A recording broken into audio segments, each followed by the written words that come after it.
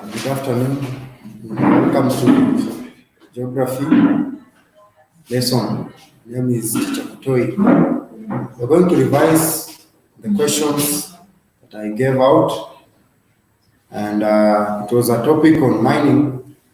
So we should define mining. Question number one. And mining can be defined as a process of extracting valuable minerals, either solid, gas, or liquid from the earth crust. I believe that one is clear. Number two, name the forms in which minerals occur. We have minerals occur in four forms, and those forms are as beds and seams, veins and lodes, weathering products, and also as alluvial or placer deposits. So a nice student should be able to explain these beds and seams, to explain veins and lodes, to explain weathering products, and also the alluvial or placer deposits. Question number three wanted you to explain four factors that influence exploitation of minerals in East Africa. And those factors that influence exploitation of minerals in East Africa include the value of mineral.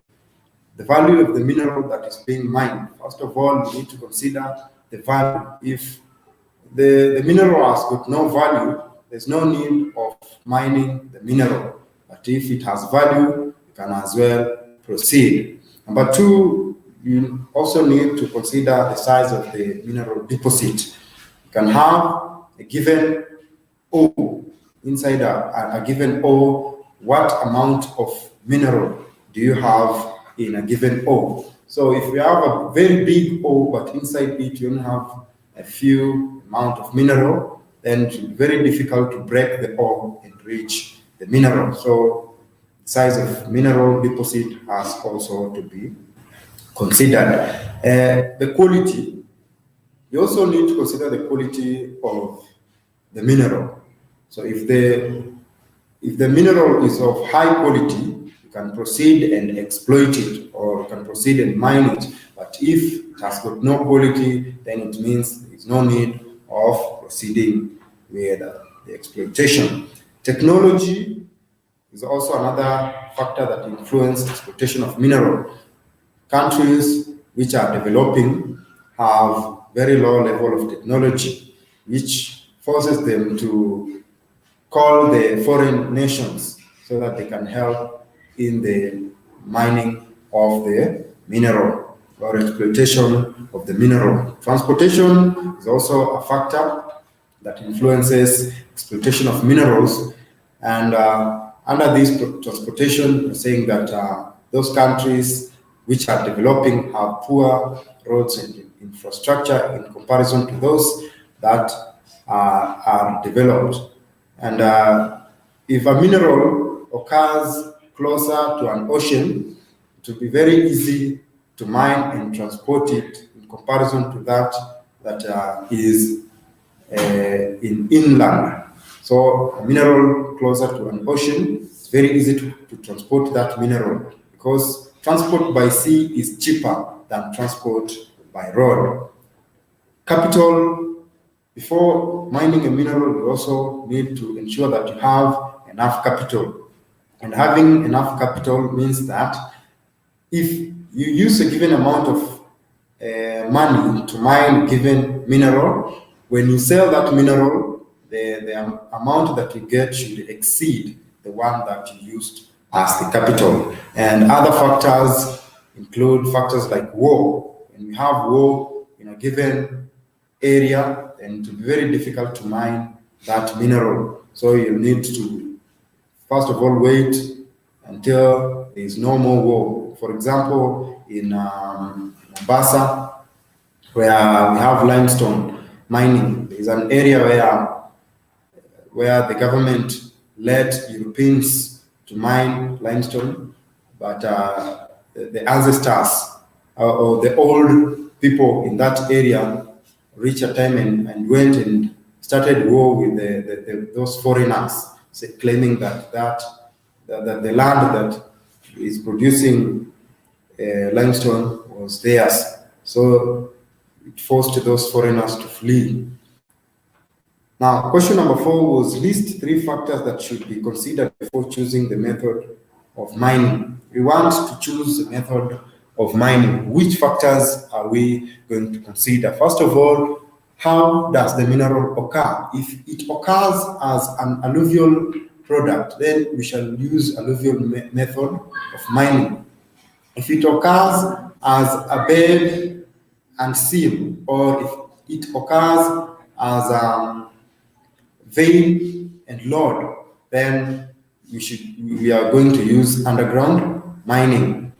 Also, if it occurs as bed and seam, we use the open cast mining. So mode of occurrence of mineral is a very big factor that needs to be considered while choosing the method of mining. You need also to check how easy is it to mine that mineral. So factor number 2 that should be considered is the relative ease of mining a given mineral. If it becomes easy, if you use alluvial mining, then you choose that method.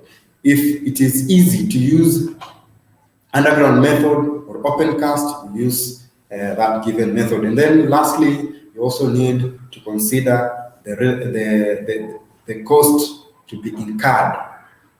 If, for example, a mineral appears as a bed and seam, the cost that you use to do open cast mining shall be little in comparison to the one that you may use while using the underground mining. So I've said you need to consider the cost to be incurred. You need to consider the relative ease of mining that given mineral, and lastly, I've said you need to consider also the mode of occurrence of that given mineral.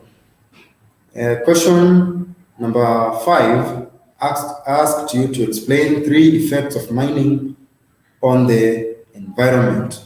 We have 5 effects of mining on the environment, and the question only asked for 3, but a good student should know all of them. First of all, we have pollution, and under pollution, there is soil pollution, there is air pollution, there is water pollution, and also noise pollution. Noise pollution is when those machines are working, they produce a lot of sound, therefore affecting those people who are nearby. Then when it comes to soil erosion, maybe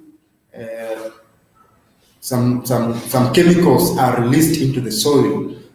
They'll pollute the soil in that crops shall not work in the area. And then under water pollution, maybe some wastes can be streamed into rivers, thereby polluting the waters in the area.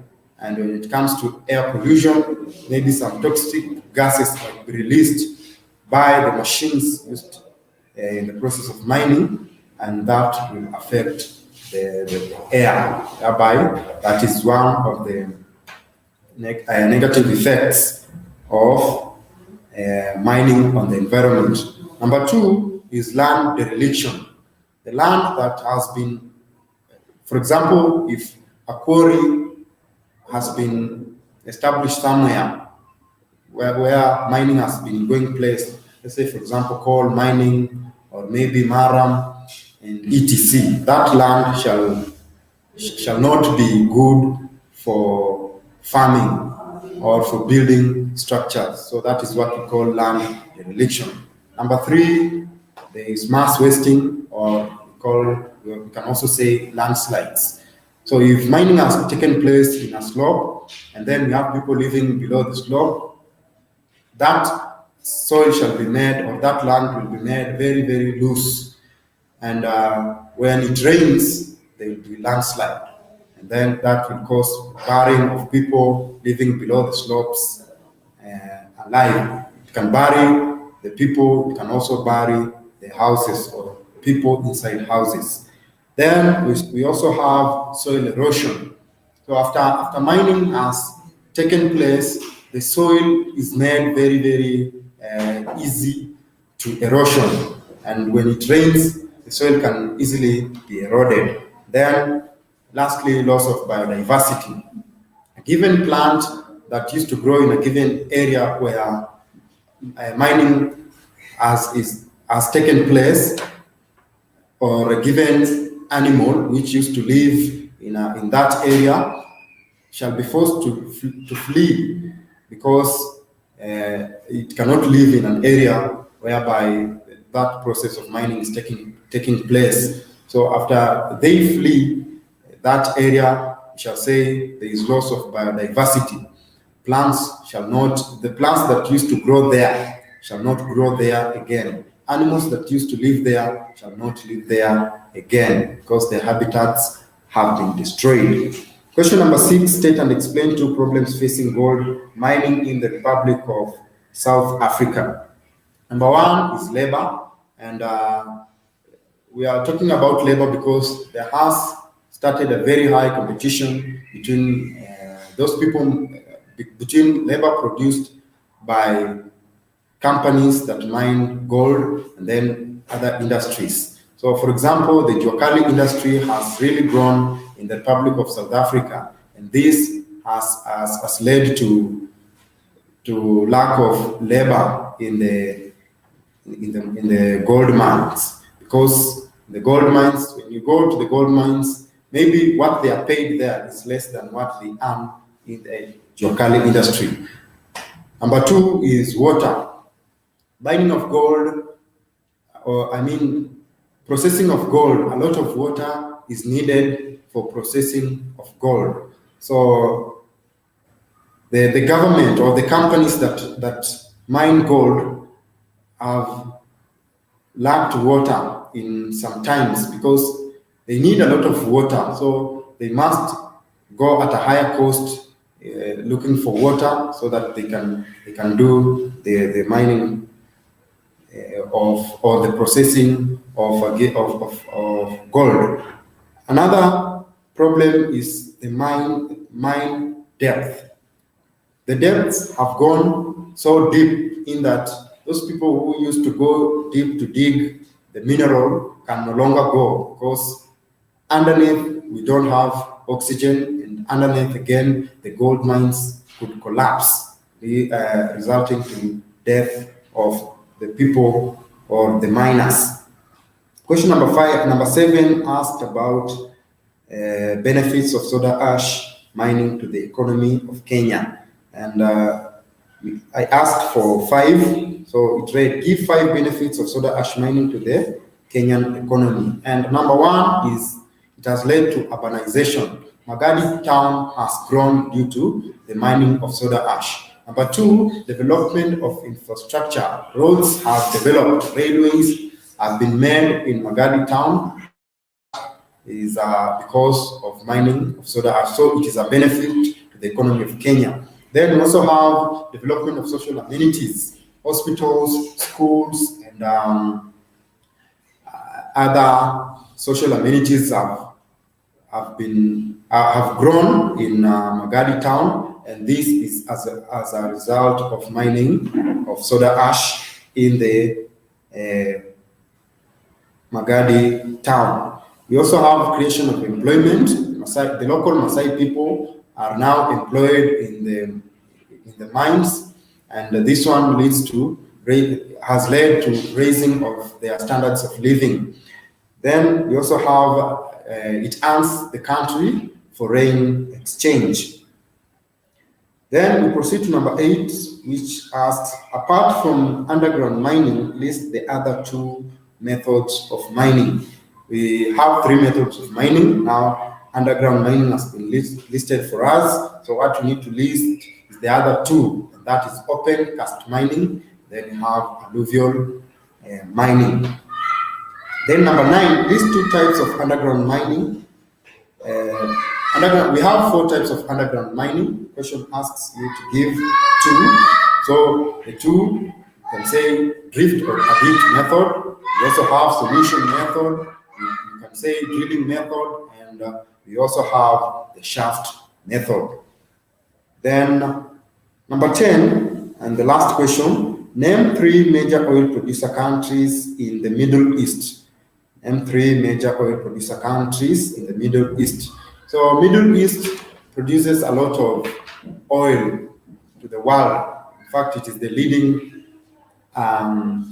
continent that produces a lot of oil. And those countries that produce oil are, as I'm going to give, we have Qatar, Kuwait, Iran, Iraq, and we also have Saudi Arabia. So those are the major oil producing countries in the Middle East. So our revision ends there. Those are 10 marks, 10 questions, and you need to go through them again because this is a very, very sensitive topic in the KCSE. And the questions that we have gone through are not all the questions on this topic. We have another very many questions. So, like I've said before, mining is a very, very sensitive area or topic, which is always questioned in the KCSE. So that is all for today. Until another time, thank you. Enjoy your evening.